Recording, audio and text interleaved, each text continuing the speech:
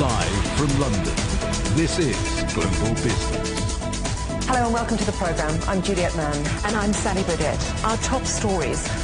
China's economy stumbles in the second quarter as consumers feel the pinch. All eyes now on lawmakers as they discuss possible further reforms. Wall Street weighs up how the failed assassination attempt affects markets as Donald Trump heads to the Republican convention. Dangerously exposed, a grim warning from France over the state of its finances as it struggles to break the political deadlock. Greening the shipping industry, how China is steering the latest innovations in cutting emissions at sea. Trophy triumph. The Spanish men's football team touched down in Madrid after clinching Euro glory in Berlin. China's economic growth slowed more than expected in the second quarter, increasing speculation that Beijing will unleash more economic stimulus measures. The world's second largest economy grew 4.7% in the 3 months to June. It's less than the government's target. This comes as lawmakers begin crucial talks in Beijing, a meeting known as the Third Plenum. Our correspondent Zhao Yunfei reports. China's gross domestic product has reached 61.68 trillion yuan, or $8.65 trillion US dollars in the first half of 2024. That's a 5% growth year on year. The National Bureau of Statistics has released separate figures for first two quarters, showing the country's GDP expanded 5.3% in Q1 and 4.7% in Q2. The overall economy is stable and has made progress. Production has grown steadily and demand continues to recover. Employment and prices are generally stable. People's income continues to increase. New driving forces have accelerated growth, and high-quality development has seen new progress. China had set the goal in March for the country's annual GDP growth at around 5%. This is a target under the consideration of evolving dynamics at home and abroad. China is the second largest economy in the world, with such a large volume, and the external environment is not very certain.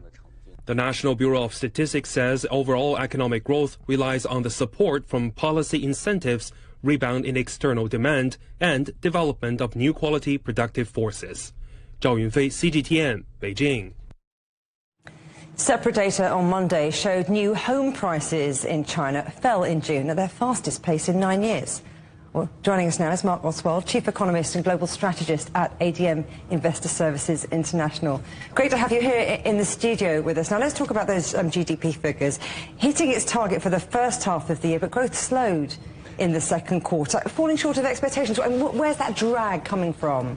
The biggest drag, I mean, the industrial production was good, but when one looks at monthly data, you had a lot of weakness in retail sales, and it is that private consumption space which is very weak, noticeable in the retail sales numbers, that basically a lot of spending is going on non-discretionary items, so food, gasoline, but other things like auto sales down 6.6%, luxury goods are not selling well, so that there is clearly a lack of confidence at the consumer level. So consumers still really feeling that pinch. Look, China's been rolling out a slew of reforms.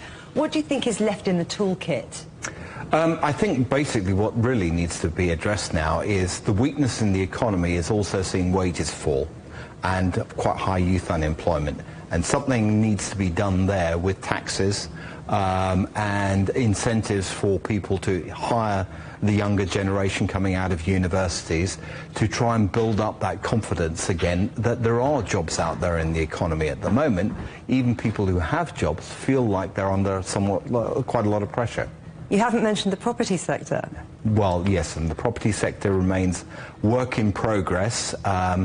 Until you actually see an improvement in wages, to my way of thinking, you're actually not going to have a lot of people wanting to join the property market simply because they're going to feel that it's too uncertain an environment to basically be indulging in that, particularly given a long run of bad news with respect to the property sector.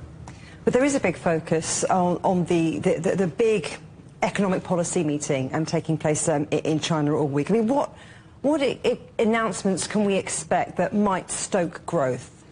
There's certainly going to be a definite focus, continued focus on the high-tech sector, on improving productivity above all.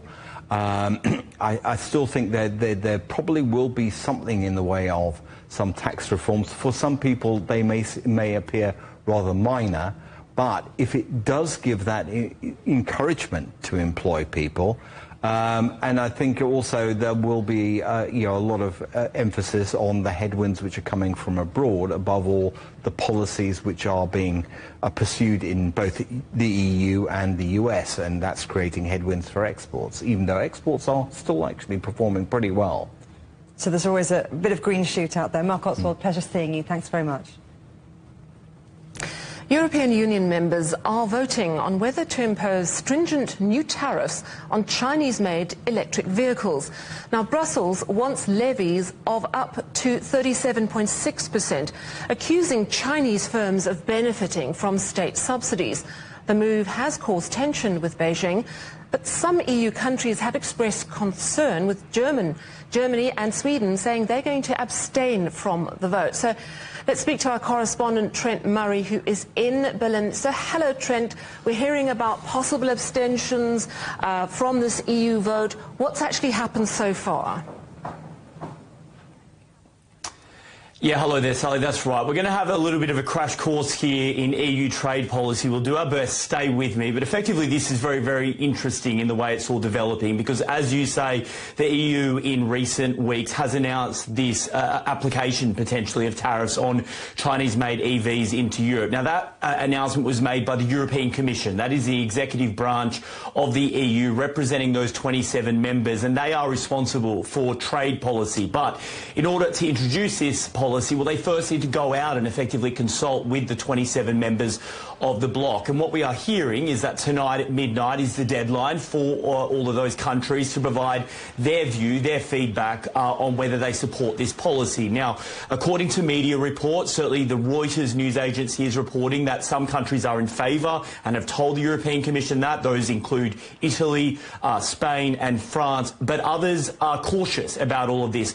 And it's probably no surprise which ones are, particularly Germany and also Sweden. Now, for the German perspective, this is no surprise, as I say, because we know that from Berlin they have been expressing concerns over all of this, because for the German auto industry, they feel particularly exposed to any potential trade war, and they really do not want to upset the relationship between Europe and China. And the reason for that is one in three German-made cars is sold to a Chinese driver. Brands like Volkswagen have enormous assets and reach within the Chinese market. Just 33 factories across China at Volkswagen alone. That doesn't even include BMW and Mercedes-Benz. So look, we are effectively counting down here to this midnight deadline tonight, but I think the takeaway message that we get from all of this is that the European Union is not united on this idea of applying tariffs on Chinese-made EVs. There is disagreement within the bloc, and there clearly is very real concern that it could spark a trade war.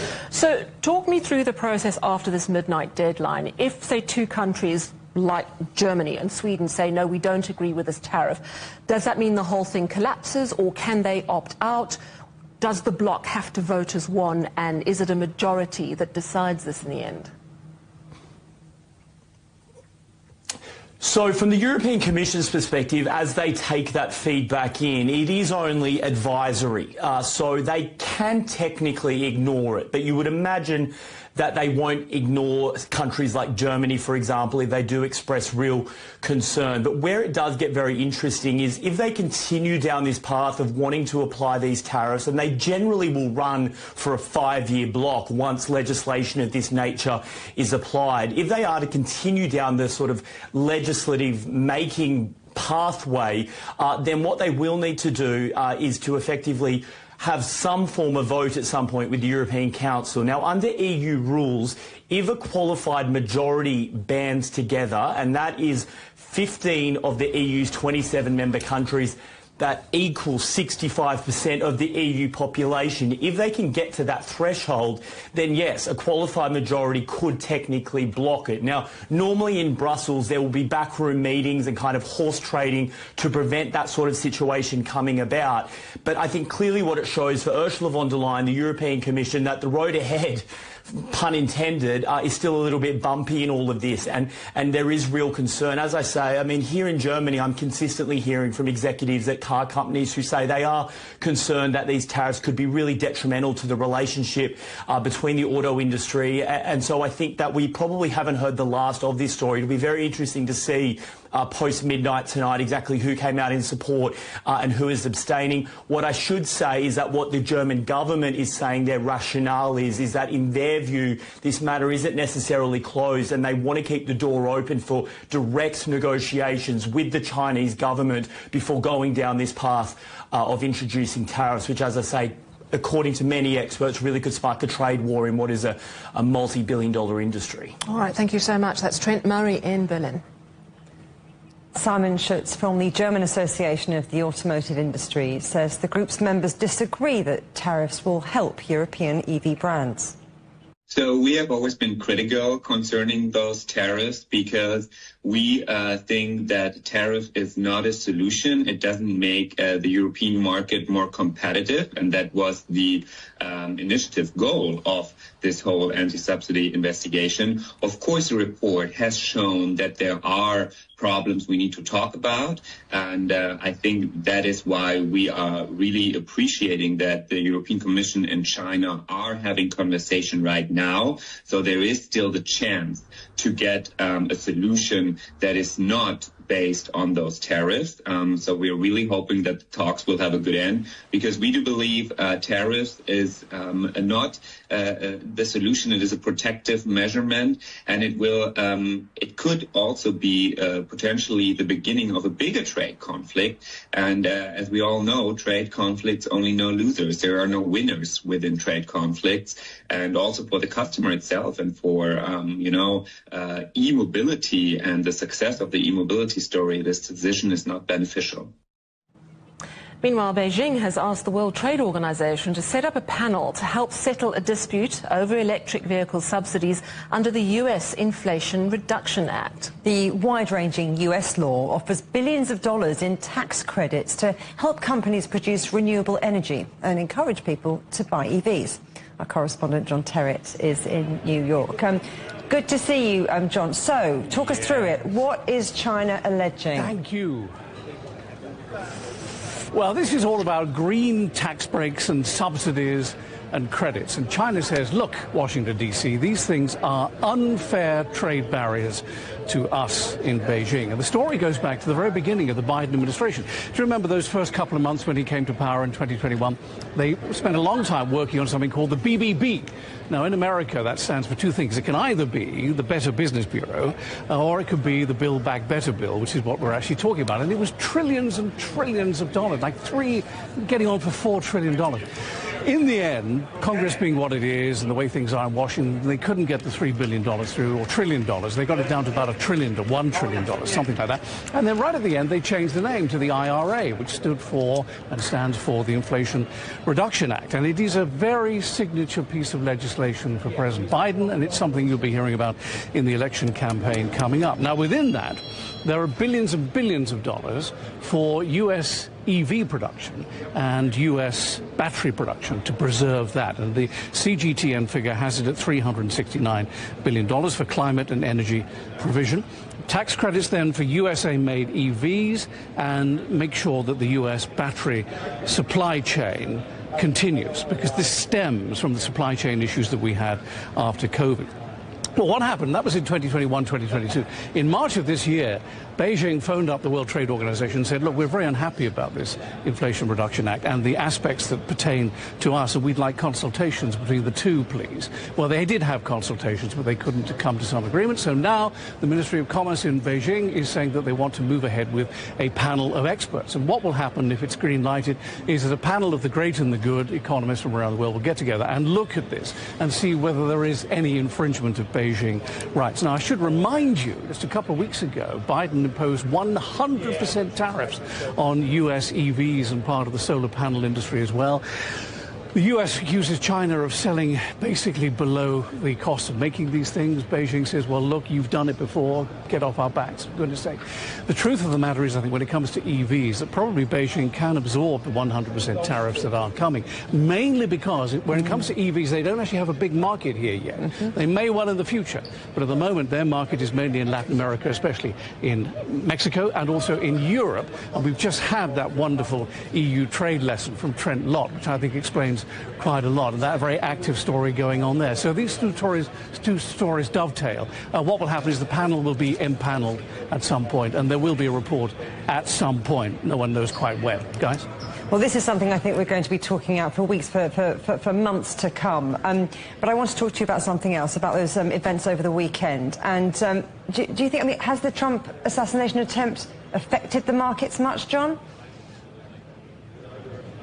Yes, it has. Trump trade, we call it Trump trade, and it is very active here at the moment. The Dow and the S&P 500 are hitting all-time highs. Bond yields are up. There's been some fluctuation in the currency markets. The dollar and the euro are up. The yen and the pound are down. But the focus here on the trading floor is really about company earnings for the second quarter, which are coming in now, and also the possibility of an interest rate cut coming up in September. Now, this morning, Goldman Sachs surprised everybody with an increase of 150% in its profits over the same time last year. Their fixed income's doing very well. Equity trading doing very well. They're moderating their share buyback schemes, though. That's got Wall Street on alert. And it does seem as if David Solomon, who's the boss, seems to be out of trouble. For a long time, there have been question marks over his leadership, but he seems to have weathered all of that. So Goldman Sachs shares are up more than 2% at the moment. Tomorrow we hear from Bank of America, and the big one this week, Juliet, will be on Thursday. That's Netflix earnings. That really is going to be quite a key moment. Wall Street thinks there'll be an interest rate cut in September. Apple shares are up at the moment. Nvidia shares are down. Trump Media is up 32% right now. The gun makers are up, Smith & Wesson by 10%, and Bitcoin's up above 63,000, or it was a few moments ago, because Trump has just committed to cryptocurrency. So he's the cryptocurrency candidate for November now, and he'll be in Washington, D.C. at the end of the month for the biggest ever cryptocurrency. I think he'll be currency event. I think he'll be speaking there. So finally, Wall Street has to wrestle with two things. Has Trump changed as a result of his near-death experience? We know he's rewritten his speech for Thursday night at the convention. It's different to what he was going to say, so maybe he has. And will Biden still be the candidate in November? That's all died down after 2 weeks of feverish activity, but it's only died down for now. It may well yet come back. And from Wall Street's perspective, the election in November is a long, long way off. And you know, it's too early for people here to start betting on who may or may not win the election, but they are watching it. The Dow above 40,000. Julia. Oh, John Terrett, a whistle-stop tour of all the blue chips there. Thank you very much. Yeah, I'm picking up on what John mentioned there. Donald Trump says he wants to deliver a message of national unity in the United States following that assassination attempt over the weekend. It comes as the Republicans gather for their convention in Milwaukee, with Trump set to be confirmed as their presidential candidate. In an interview, the former president said he was supposed to be dead and that he'll rewrite his convention speech to call for the country to come together. In a televised address on Sunday, President Biden condemned attacks on all politicians and said political discourse must change. There's no place in America for this kind of violence, for any violence ever. Period. No exceptions. We can't allow this violence to be normalized. You know, the political record in this country has gotten very heated. It's time to cool it down. We all have a responsibility to do that. Yes, we have deeply felt strong disagreements. The stakes in this election are enormously high. CGTN's Hendrik Sybrandy is in Milwaukee for us. Hendrik, hello. So ahead of this Republican convention, what is the mood there at the moment?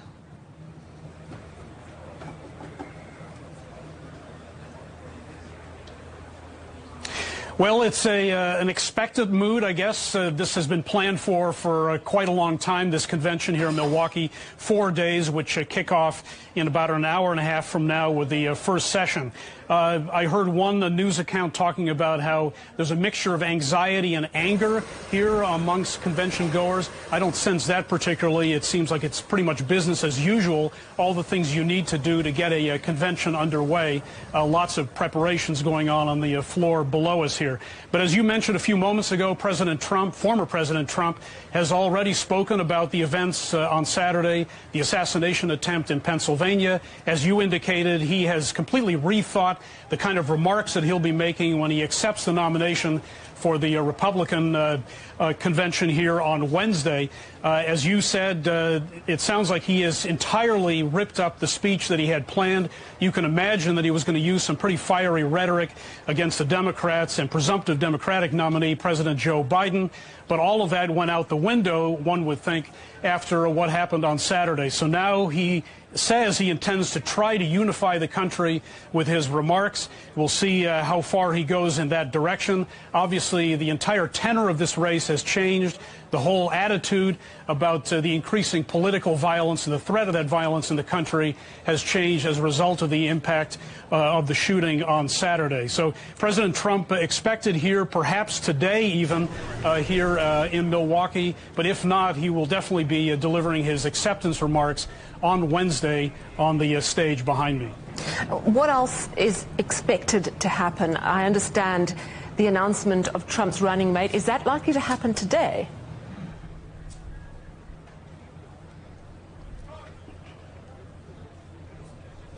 Yeah, from what we hear, one of the news outlets here in the U.S., Fox News, has been told and is reporting that former President Trump intends to name his vice presidential nominee today yet. We don't know if that's going to happen this afternoon, whether that's planned to happen this evening. He could make a grand entrance at the convention. I wouldn't put it past him and make the announcement there.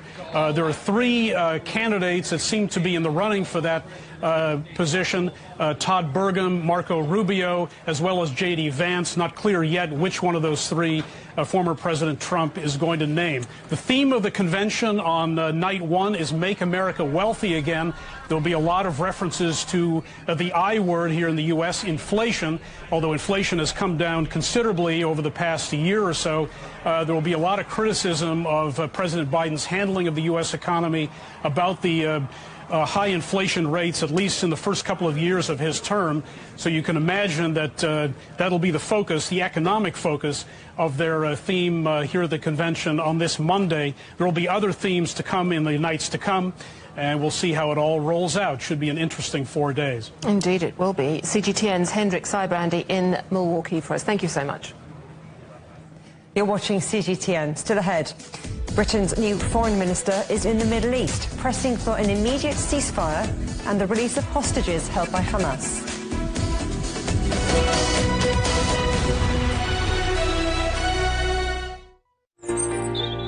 Ever wondered what's the difference between a bear and a bull market? Where are the cash cows? And who are the lame ducks? And what exactly are black swans? Grey rhinos and unicorn companies. Make sense of it all with Global Business, only on CGTN. I think it should be more global cooperation. I would like to hear more the voice of the developing countries. Globalization has lifted more than 1 billion people out of poverty. The green transition has to happen. It's a necessity. So China and the United States are important powers in the world. What unites us is much more than what divides us. And I believe China is committed to this agenda. Join me, Juliet Mann, to set the agenda at these times every weekend on CGTN.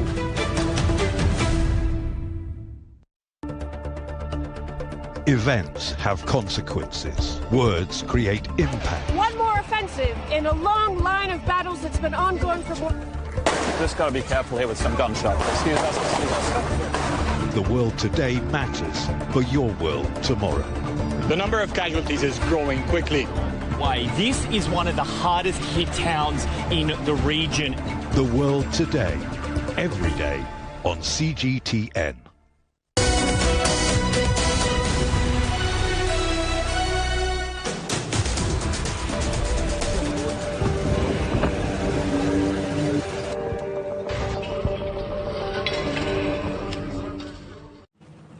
Welcome back. Gaza's health ministry says at least 80 Palestinians have been killed in Israeli strikes over the past 24 hours. Among them, a United Nations school where many people have been sheltering.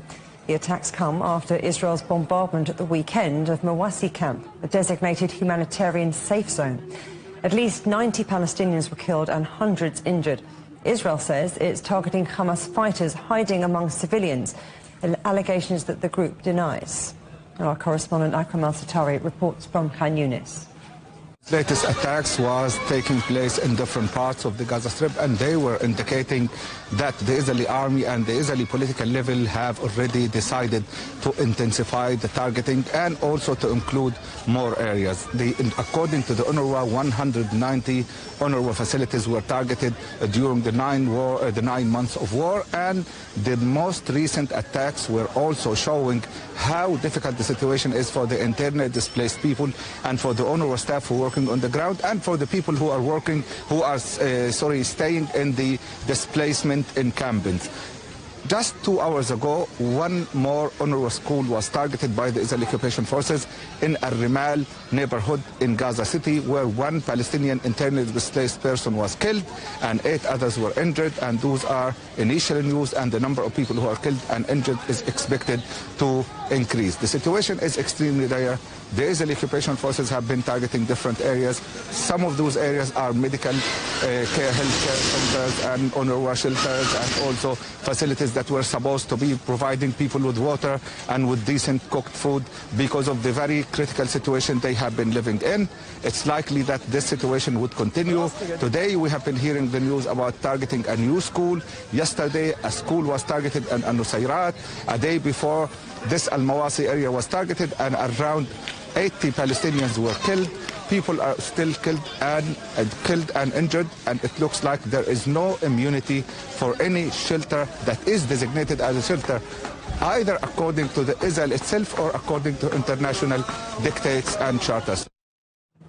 Akram Al-Satari there. Now, Britain's new Foreign Secretary, David Lammy, is on a tour of the Middle East. He's been pressing for an immediate Gaza ceasefire. Our correspondent, Sarah Coates, is in northern Israel and joins us now. Hello, Sarah. So, the UK Foreign Secretary meeting both senior Israeli and Palestinian officials. What more can you tell us? Certainly a very tough task for Lamy. He has been saying that there needs to be a hostage release deal in the coming days, that he's really hoping to see that. He's actually been meeting with the families of these 120 people who are still being held in Gaza. He also says there needs to be an immediate ceasefire to get this vital humanitarian aid into the Gaza Strip. And his message was very clear. He said, I'm here to push for a ceasefire. The loss of life over the past few months, it has to stop. Now, late on Sunday, he met with the Israeli Prime Minister Benjamin Netanyahu, also the Palestinian Authority's new Prime Minister. The message also very clear in the West Bank. He says the world needs a safe and secure Israel alongside a viable and sovereign Palestinian state. Now, you are in northern Israel. We know that there's a conflict from the Lebanon side with Hezbollah. What is the latest from that region? Certainly very, very troubling. It is a very dangerous situation. It's a situation that really can change at any moment. What we are hearing, these latest updates, is that there has been a targeted strike on the Syrian-Lebanon border, targeting a very close confidant of Syrian President Bashar al-Assad. Now, the finger is being pointed at Israel. No confirmation on this as yet, but this, as I said, is a very worrying situation. Behind me here, this way, there are some 60,000 Israelis who are internally displaced. I've actually just been speaking to a very elderly woman who's been staying at the same motel as us just up the road. I walked up to her. She looked absolutely heartbroken. She has been moved around for nearly 10 months now. She said, I literally have no place left to go. These people are calling on the Israeli government to do more.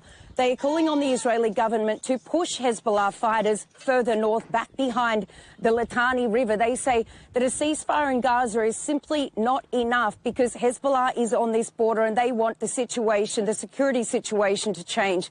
So it really is a very worrying situation. Since we've been here, there have been red alerts, there have been loud booms in the background. And as I said, it is a situation that is extremely dicey, and there is just so much international concern that this situation could potentially spread into all-out regional war. All right, thanks for that update. That's Sarah Coates in northern Israel. 9 people have been killed in a car bomb attack in the Somali capital, Mogadishu. 20 people were injured in the blast, which happened outside a restaurant near the presidential palace as people watched the Euro 2024 final. Several cars and buildings were destroyed. Islamist group Al-Shabaab has claimed responsibility, saying the venue is a meeting place for security and government workers. A suspected serial killer has been arrested in Kenya after several bodies were found at a quarry in the capital, Nairobi. Police say Collins Jumaisi confessed that he lured and killed 42 women, including his wife, and then dumped their remains at the site. The murder stretched back to 2022, with the most recent believed to be last Thursday. Rwandans are voting to elect their next president, with Paul Kagame expected to comfortably win a 4th term ahead of 2 other candidates on the ballot. Kagame has led the Central African nation since 2000, securing more than 93% of the vote in the past 3 elections. Provisional results are expected by the end of this week. Spanish search teams say they have found human remains in an area where a British teenager went missing nearly a month ago. 19-year-old Jay Slater was on holiday on the island of Tenerife when he disappeared. Police say he may have died after falling in a mountainous area. Formal identification has yet to take place. Well, you can get highlights from the week's news in Europe and China direct to your inbox from CGTN's Storyboard email newsletter. Sign up at europe.cgtn.com/newsletter. You're watching CGTN. Still ahead, capturing carbon on the move. How China thinks it can cut down emissions by the shipping industry.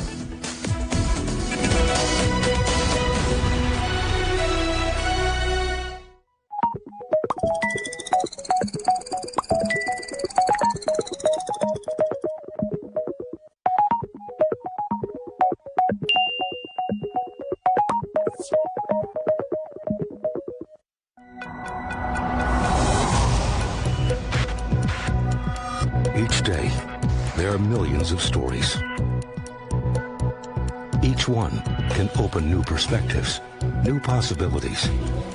Wherever you look, we are there to see, discover, explore. We put the pieces together to find what really matters to you, all around the world, all around the clock. Our reporters are at home across the globe. From our headquarters in Beijing and production centers in Washington, Nairobi, and London, China Global Television Network. Stories from across the globe, reaching people across the globe. CGTN. See the difference.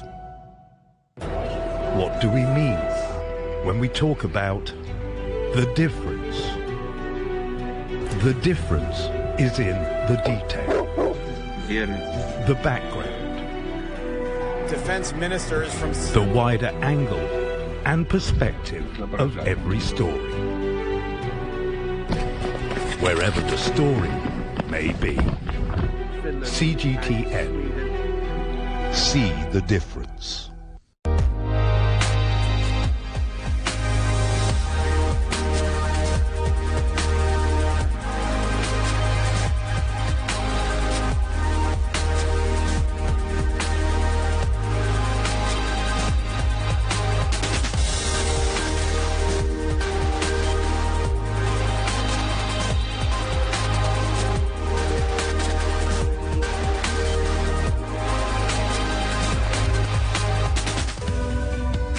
are all connected. Across borders, across continents, connected by ideas, a shared humanity. Stay connected.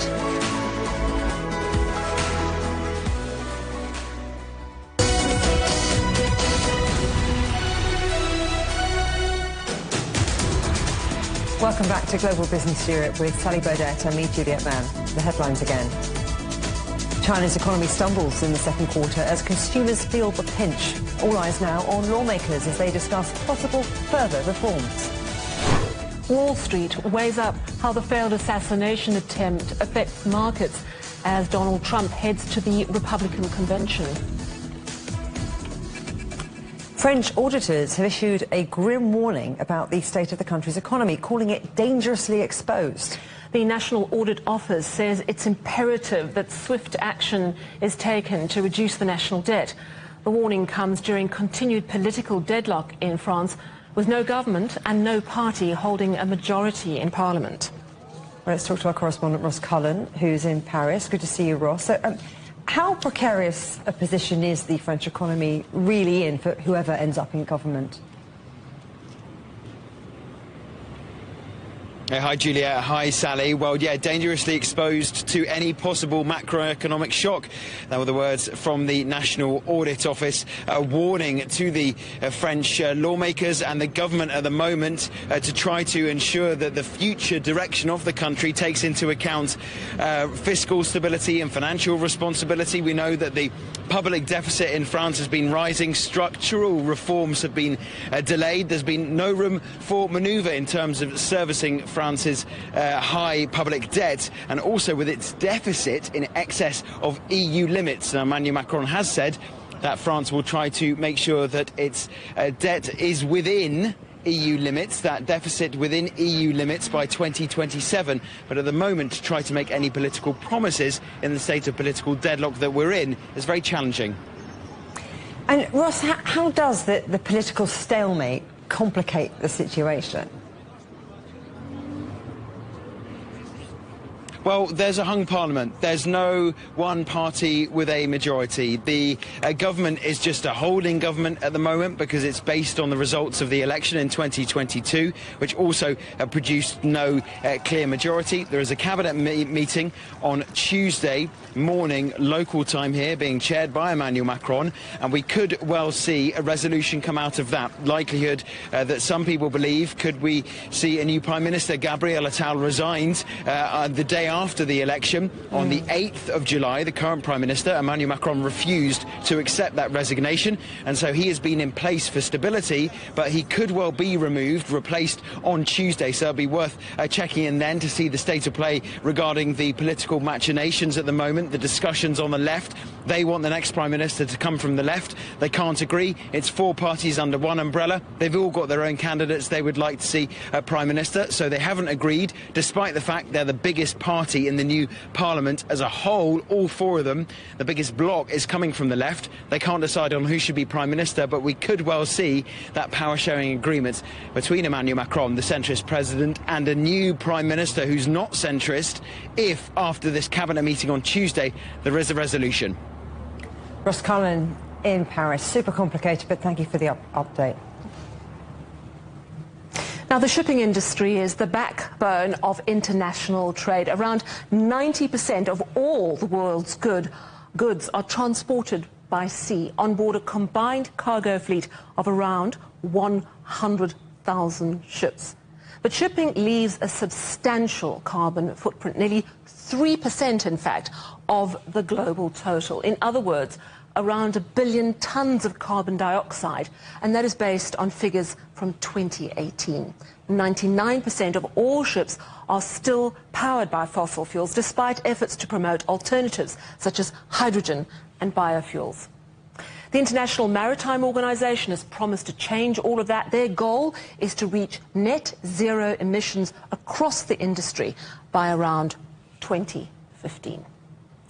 Now, capturing carbon dioxide has long been seen as a way of cutting greenhouse emissions. The technology is already in use, but it is limited and it's mainly used at static locations, such as power plants or factories. China is one of a number of countries now trying to develop ways of capturing CO2 emitted by cargo ships. Our correspondent Jen Copestake reports. Unveiled at a ceremony in Shanghai, this tank is the first of its kind in the world. The onboard carbon and capture system will be used to capture around 80% of carbon dioxide emitted by cargo ships, with a maximum rate of 6.4 tons of carbon dioxide captured per hour. Even burning traditional fuel, cargo ships fitted with this device will be able to achieve low levels of greenhouse gas emissions. We adopted specialised chemical absorbents that selectively absorb emitted CO2, which can then be transported to designated sites to be sealed, recycled and reused. This system is designed to solve the problems of greenhouse gas emissions in the shipping industry, and its technical indicators are at the leading edge internationally. Carbon capture is just one technology being explored by China. This giant ship represents another innovation. It's China's largest liquefied natural gas carrier. With a deck area the size of 3 football pitches, it took 25,000 tons of steel to build the green energy ocean. But that is less than usually used, meaning the ship is lighter. Even though it has capacity to carry 174,000 cubic meters of LNG, the amount needed to keep 7 million households running for a month. The technical performance of the Green Energy Ocean LNG carrier delivered today has reached the world's leading level. Compared with the previous generation, the hull weight has been reduced by over 1,500 tons, leading to lower fuel consumption. It can reduce carbon emissions by over 10 tons per day and accommodate an additional 800 cubic meters of LNG per voyage. Demand for LNG around the world is expected to increase as countries switch from coal to gas. And by 2026, 14 new projects requiring 227 large carriers are due to be completed globally. To try to meet this demand, 6 carriers the size of Green Energy Ocean are being built by China National Offshore Oil Corporation. Once complete, these carriers will be capable of carrying 3.5 million tons of liquefied natural gas, enough to meet the needs of 9 million households over 3 years. Jen Copestake, CGTN. Christine Lowe is from the Institute for the Environment at Hong Kong University of Science and Technology. She says the International Maritime Organization's net zero target for 2050 is leading new ways of thinking. This is a real driver for change within the shipping industry. So you're beginning to see ship owners ordering new ships. You're seeing people looking at new fuels. They're trying new kinds of fuels. They're looking at being much more energy efficient. So there's a lot of things actually going on in the shipping industry. Let's talk about China, because China has 7 of the world's 10 largest container ports, has also been involved in building or enlarging ports across 40 ports across the world. So China is very, very involved. What initiatives is China taking to make shipping greener? Well, China is a very large maritime country, and it has some of the biggest shipping companies in the world, like COSCO, China Merchants. It is also an enormous shipbuilding economy, along with Japan and South Korea. So China is very, very dominant. So China is doing a lot to deal with decarbonization, because it really needs to, because of its size. And of course, China also believes that the technology going forward for decarbonization is what will be key for the shipping industry and for its ships, its maritime sector, its ports, and also the development of new fuels, and so on and so forth. Talk to me a little bit about these green corridors. I understand in 2022 there was one set up on the shipping routes between Shanghai and LA, but there are about 40 of them now. How do they work? I would imagine it involves a lot of cross-country collaboration. It does. Actually, it's a very innovative idea. So what you need to do is you need to align cooperation amongst all the stakeholders, and you need to find certain routes where you have shipping lines going backwards and forwards along those specific routes, where you can work with all the stakeholders to try to reduce carbon emissions along those routes. So we call them now green corridors. So you could say these are experimentation routes collaborating across the shipping stakeholders to see what can be done. You mentioned a little earlier innovative new technology, building ships that rely on alternate energy, perhaps even wind-powered, solar-powered. I wonder if you can tell us a little bit more about that, and whether that's just extremely expensive and perhaps the biggest challenge? Well, there are actually so many new technologies that are being tried. As you said, people are looking at wind power. So, how can you have huge sails on ships? There's been a revival also of nuclear power. So you're talking about little, small nuclear power on ships. You're also now talking about not just the fuel itself, but the cleaning up of fuels that are being used today. So carbon capture, that's been a very major thing. I think a Chinese shipyard, together with a Chinese technology, has now put in carbon capture on one of the Evergreen Shipping Company's ship recently. So it's a Shanghai shipping yard that has done this. And, this is now the largest carbon capture technology fitted on this class of ships. So what I'm saying is that's another way, right? It's not just the new fuels, it's also using existing fuels, but having a technology that will clean the fuel. So all kinds of things are being tried. Spain says its economy is on track to grow 2.4% this year, beating expectations. It follows strong data on employment, investment and tourism in the first half of 2024. Spain is the Eurozone's fourth largest economy and outperformed the other big EU countries in the first quarter. Burberry has sacked its CEO after issuing a new profit warning and scrapping this year's dividend. Jonathan Ackroyd leaves with immediate effect to be replaced by Joshua Schulman, former boss of Coach. The slowdown in the luxury sector has hit Burberry Group harder than its rivals, with a double-digit decline in sales across its core markets. First quarter sales fell 21% and shares plunged 17% in early trading on Monday. Swatch Group has reported a steep drop in profits in the first half of the year, with net sales down by over 14%. The Swiss watchmaker said the result was due to a slump in demand for luxury goods in China. It says business would improve in the second half of the year, with strong growth expected in Japan and the US. You're watching CGTN. Still ahead, the champions return home. Spain touchdown in Madrid, ready to parade the Euro 2024 trophy through the streets.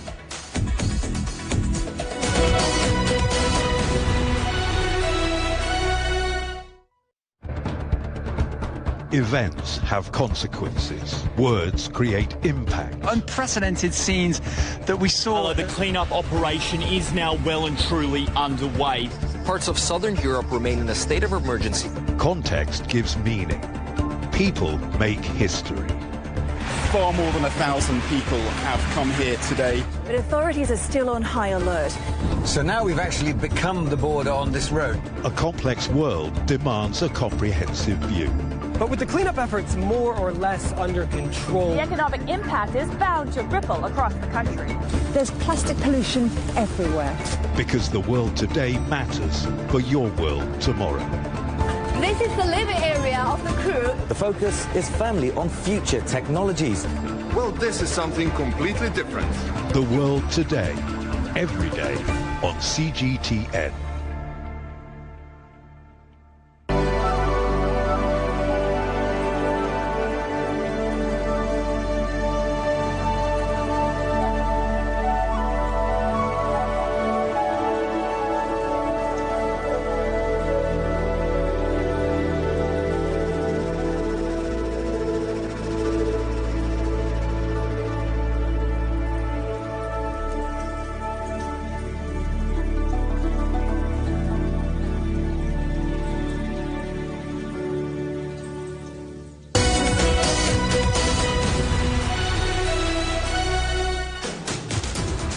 Welcome back.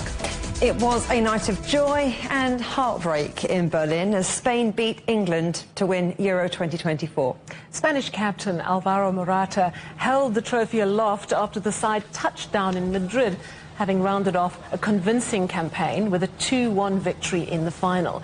The trophy will be paraded through the city, with thousands expected to bask in the country's success.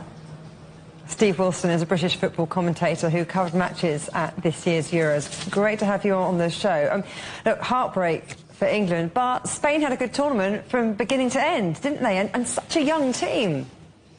Absolutely. I don't think that anybody could really argue with the notion that Spain were the best side in the tournament. After all, they won all 7 of their matches in Germany in the Euro finals, and that's unprecedented. It's never been done before without need of penalty shootout. So that is something new and fresh. They were an attacking, exciting side, and their key men, so young. I say men, I mean almost boys. Lamine Yamal just turned 17 the day before the final, and Nico Williams, who turned 22 2 days before the final. Those wide attackers were hard to cope with, and I thought England played okay in the final, but you know, over the course of the 90 minutes, I think Spain were comfortably the better side, and over the course of the month, they were most definitely the best side in the tournament. Who would you say were the standout stars of the tournament, and who would you leave in the locker room? Well, that's a good question. I mean, some of the older faces, of course, we won't see again. Cristiano Ronaldo has said it's his last Euros. Toni Kroos has retired from football completely. Luka Modric, I don't think we'll see playing at this level again for his country. So there are 3 of the very greatest footballers of their generation who we will no longer see. I was quite excited. I saw him play a couple of times by a young Ukrainian who plays just off the striker for Ukraine, called Georgi Sudakov, who plays in Ukraine with Shakhtar Donetsk. He's probably the best player still playing in the Ukrainian league right now. And of course, there are those 2 Spanish youngsters I mentioned. There are other young players coming through. Jamal Musiala at Germany, for Germany, had a wonderful tournament. Very, very young player. And Jude Bellingham did pretty well for England too. Disappointments, I suppose. You wouldn't leave him in the locker room, I would have to say. But obviously, Kylian Mbappe never really showed up this tournament. 1 goal from the penalty spot, restricted by a broken nose. That was a shame. Overall, do you think Germany pulled off a good Euros? I mean, the host wanted to have the most sustainable Euros ever. And I just wonder how much the fans, the clubs and the players really care about that. Yeah, I'm not sure sustainability would have been top of people's list when they were trying to get a ticket for the final in the Olympiastadion yesterday. But yes, I mean, Germany is a fabulous footballing country. The infrastructure, of course, is modern. Travel is relatively straightforward, though the train system is perhaps not quite so good in 2024 as I remember it from 2006 when they hosted the World Cup, I have to be honest. But in general, it was the football wasn't terrific, but I think the atmosphere at the tournament itself was, and that made probably a little bit of a change from the Qatar World Cup of 2022, where football was excellent, but the atmosphere was somewhat lacking. And of course, if you go back to the delayed Euros of 2021, well, there was very little atmosphere apart from in 1 or 2 places where COVID restrictions didn't apply, such as Budapest. But in general, it was a bit of a lackluster Euro because we were in the midst of COVID. So this was really what I would say was the first traditionally atmospheric tournament we've had for some years, and all the better for it. Steve Wilson, thank you so much. My pleasure. It wasn't just Europe that enjoyed a major final. Argentina won South America's version of the Euros, the Copa America, beating Colombia 1-0, in fact. Well, Lionel Messi's side claimed their 2nd straight title, despite the football legend leaving the field in tears, injured. The match was also delayed as fans without tickets forced their way onto the grounds in pretty chaotic scenes.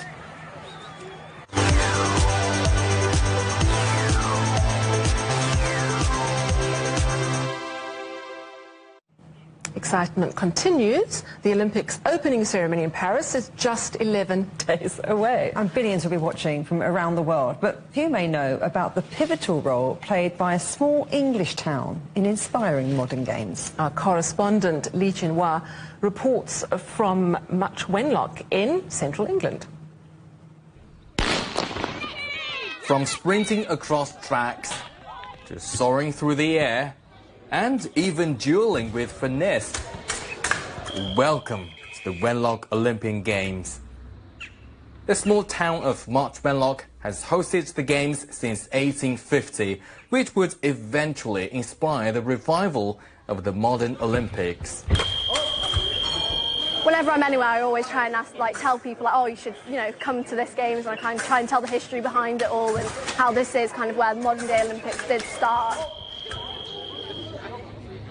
My mother was looking for competitions outside of Estonia, and she found this Wenlock Olympic Games, which has an incredible history, and we decided to check it out. Nestled in the heart of Shropshire in England's Midlands, this quaint town holds a special place in Olympic history. And the town's Olympic legacy comes down to one man, Dr. William Brooks, an expert on physical education in the 19th century and inspiration for Pierre de Coubertin creating the modern Olympics. Coubertin came to see him, and the town put on a Wenlock Olympic Games especially for this man called Coubertin, and he was inspired to go away and form the International Olympic Committee. Very sadly, our hero, Dr. William Penny Brooks, died in the December 1895, 4 months before the modern games started.